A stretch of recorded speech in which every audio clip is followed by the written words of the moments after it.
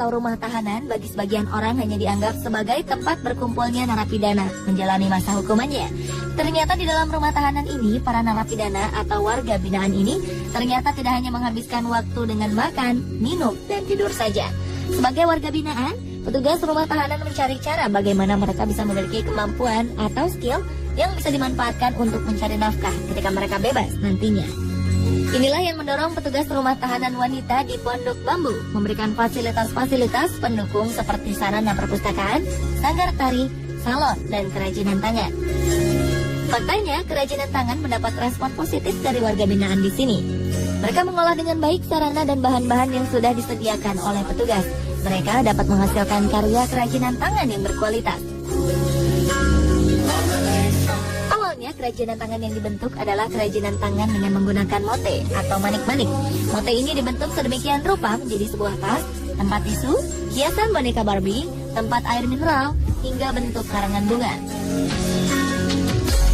Di kamarnya masing-masing, para warga binaan dapat mulai belajar bentuk-bentuk kerajinan dari yang paling sederhana. Setelah mahir dan ingin terus membuat kerajinan tangan, mereka bisa bergabung di workshop Rutan dengan membuat desain-desain yang lebih rumit dan beragam.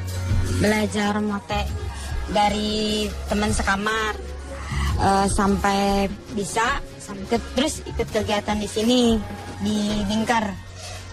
Bisa bikin keranjang, tempat tisu, Barbie, sama bunga. Hasil kerajinan tangan ini kemudian dipasarkan oleh petugas dan keluarga dari warga binaan keluar rumah tahanan. Sebagian keuntungan yang diperoleh menjadi hak dari warga binaan yang kemudian ditabung kepada pengurus rutan untuk menjadi bekal mereka kelak selepas keluar dari rutan atau untuk digunakan jika ada keperluan. Nah, hasil ini sendiri 50% pembagiannya adalah untuk warga binaan pemasyarakatan. Kemudian 21% untuk kas rutan, 14% untuk kas Direktorat Jenderal Pemasyarakatan, dan 15% untuk kas negara. Dan untuk 50% warga binaan pemasyarakatan dimasukkan ke dalam buku tabungannya. Yang mana nanti buku tabungan ini bisa digunakan ketika warga binaan membutuhkan untuk keperluannya sehari-hari. Selain kerajinan tangan mote, Rutan Pondok Bambu juga memfasilitasi warga binaan yang memiliki ide kerajinan tangan lain.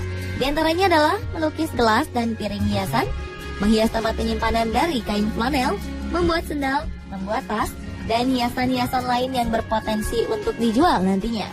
Namun dari semua kerajinan tangan ini, penjualan terbesar masih dari mote.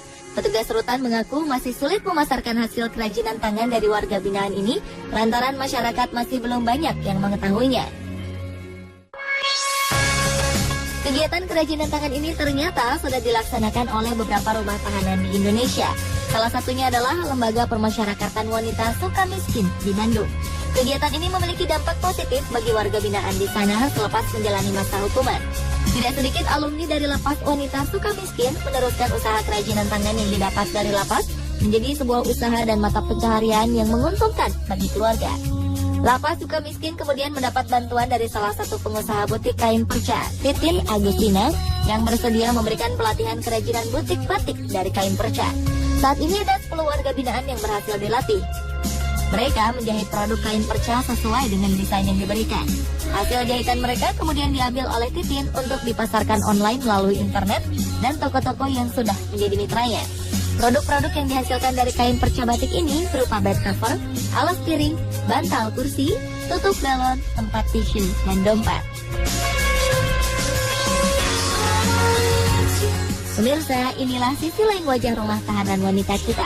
Lembaga pemasyarakatan ini bukan sekedar tempat penginapan bagi mereka yang menjalankan masa hukuman, tetapi juga tempat pembinaan agar setelah menjalankan hukumannya, mereka bisa tetap diterima di masyarakat sebagai seorang warga berkualitas.